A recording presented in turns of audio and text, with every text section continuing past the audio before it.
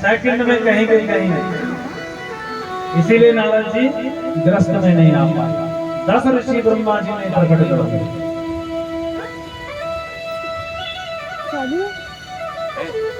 कहा कि तुम सृष्टि करो, तो सृष्टि उन्होंने कहा पिताजी अवश्य हम सृष्टि सर्जन होंगे। तो वाणी से मनोहारिणी सरस्वती को ब्रह्मा जी ने प्रकट कर दिया, पृष्ठभाग से अधर्म को प्रकट कर दिया और सामने से छाती से धर्म को प्रकट कर दिया। और छाया से, जो हमारी छाया है, छाया से ब्रह्मा जी ने कर्दम ऋषि को प्रकट कर दिया। और कर्दम ऋषि प्रकट हुए। अब सृष्टि करो। और दाएं अंग से मनु को प्रकट कर दिया, सम्राट मनु को। और बाएं अंग से माता मनु की पत्नी शतरूपा को प्रकट कर दिया। और मनु शतरूपा हाथ जोड़कर खड़े हो गए और कहने लगे पिताजी आदेश करो।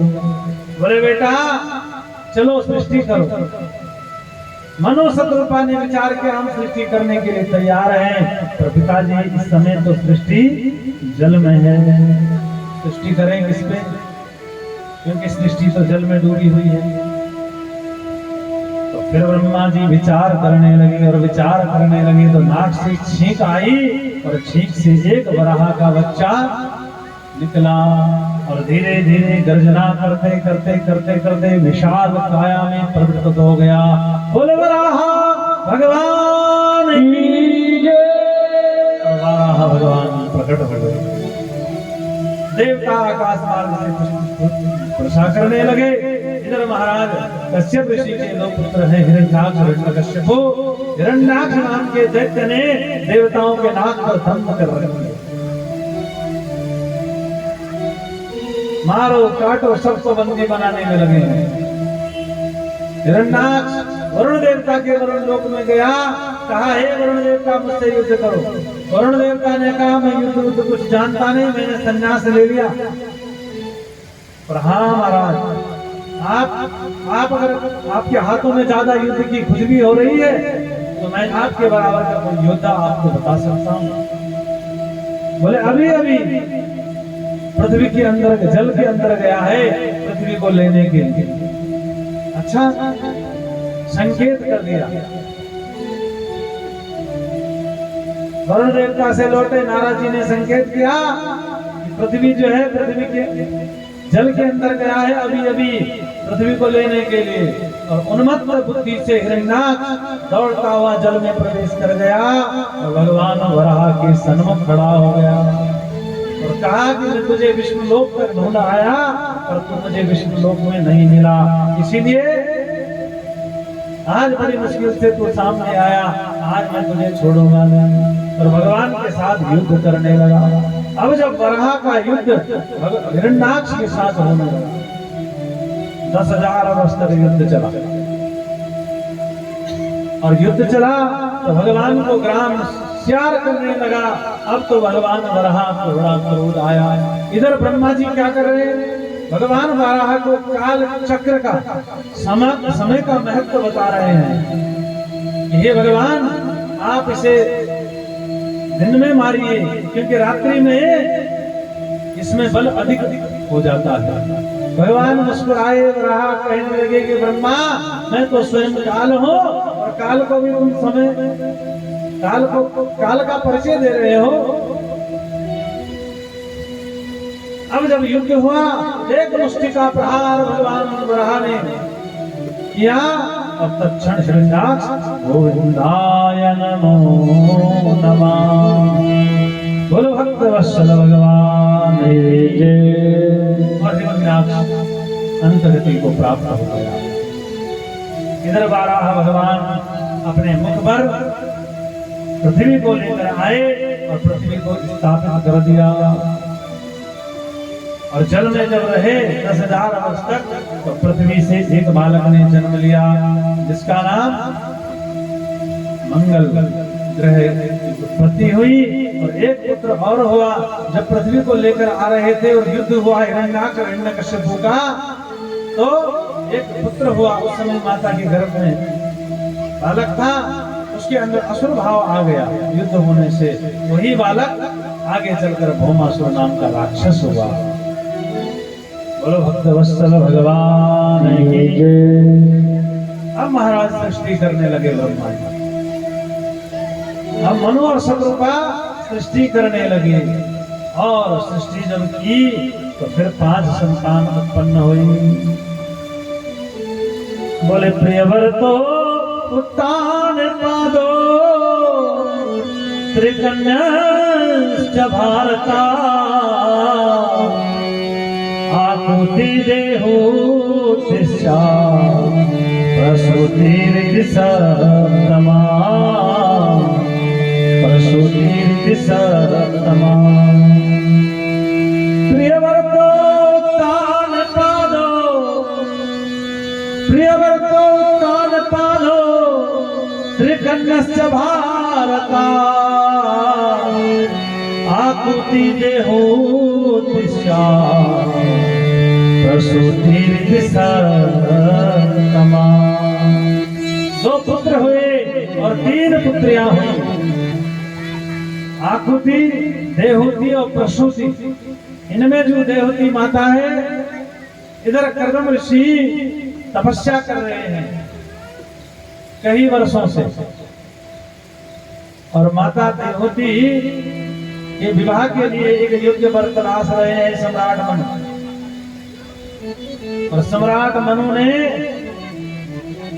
अपनी पुत्री को लेकर कर्दम ऋषि के आश्रम में पहुंचे, और कर्दम ऋषि के आश्रम में पहुंचे तो वहां आश्रम की शोभा बड़ी दिव्य और निराली थी।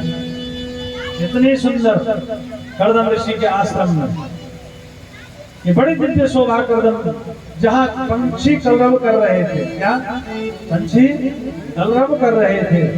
और सम्राट मनु अपनी पुत्री को लेकर पहुंचे कर्दम ऋषि के आश्रम में।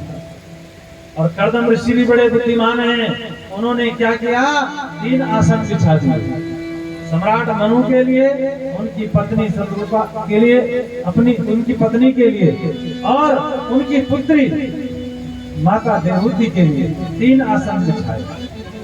सम्राट मनु कर्दम ऋषि के आश्रम पहुंचे, पति पत्नी ने आसन ग्रहण किया, और जिस पुत्री का विवाह महाराज के साथ करना चाहते हैं कर्दम के साथ, उसके लिए भी आसन बिछाया था, पर उसने माता देहूति ने वो आसन ग्रहण नहीं किया। उस आसन के बगल में ही जाकर बैठ गई।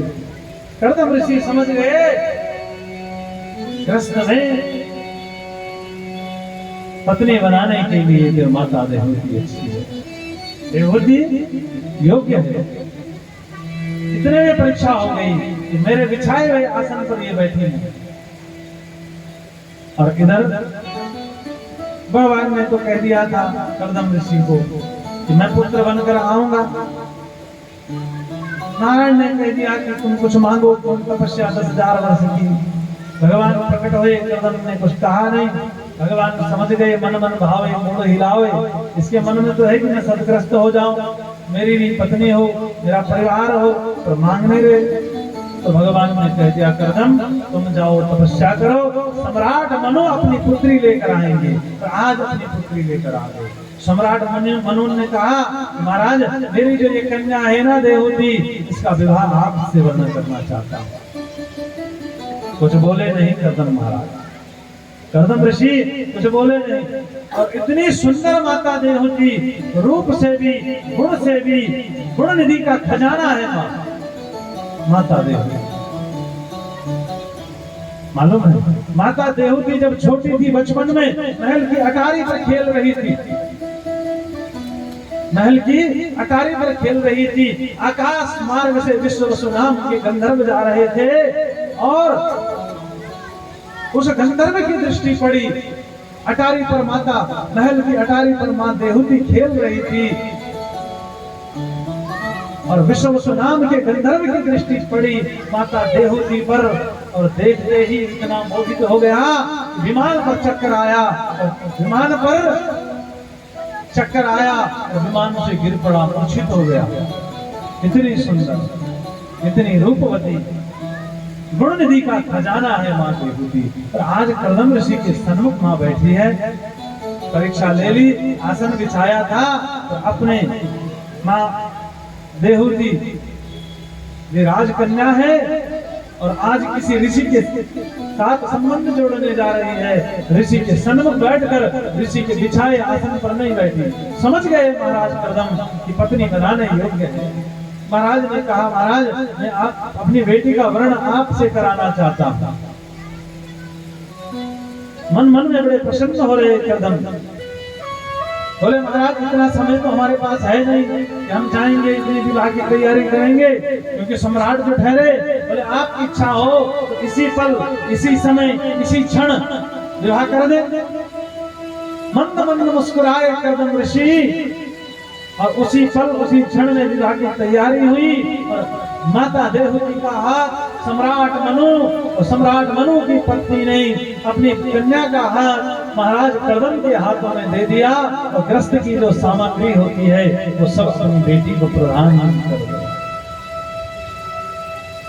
अपनी बेटी को हृदय से लगाया, विदा लेने लगे, घर लेके ले गए बेटी को, वहीं चरणों में संत के समर्पित कर दी, अपने गले में लगाया।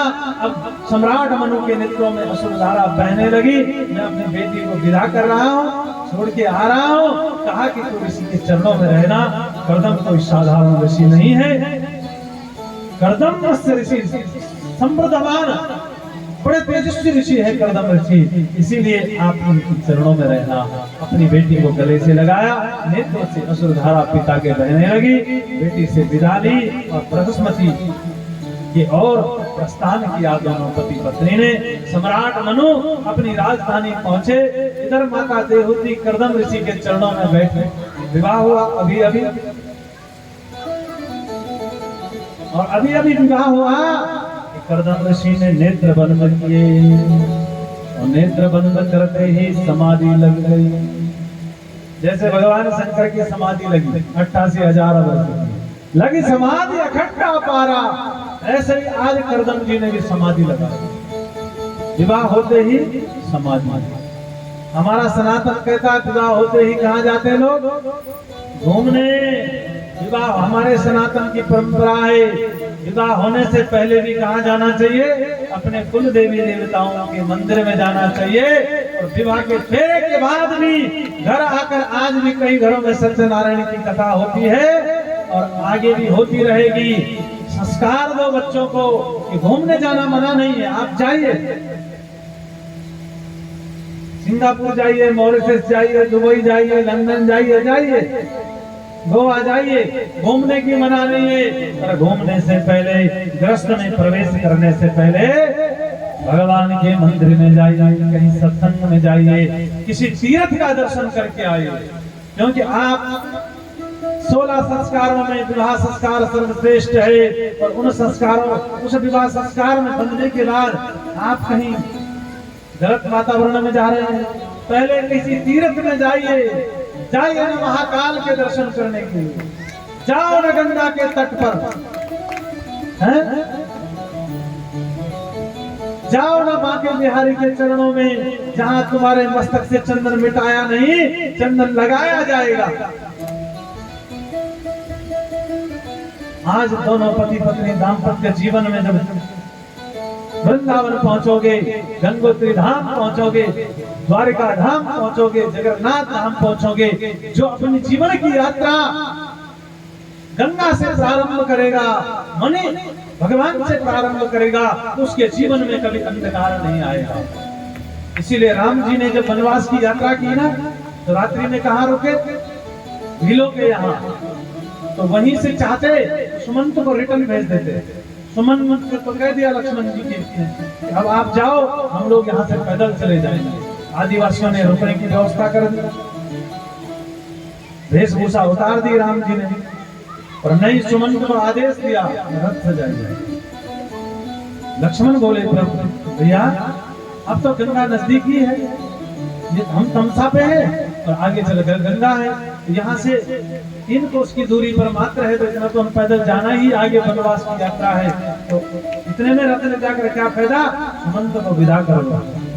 प्रभु कुछ बोले नहीं, पहले रथ पर बैठे, माँ जानकी को लेकर, लक्ष्मण जी को लेकर गंगा तट पर पहुंचे, फिर उत्तर दिया लक्ष्मण जी को और कहा, लक्ष्मण, मैं अपने जीवन की यात्रा तमसा से प्रारंभ नहीं करना चाहता, मैं अपने जीवन की यात्रा गंगा से प्रारंभ करना चाहता हूँ।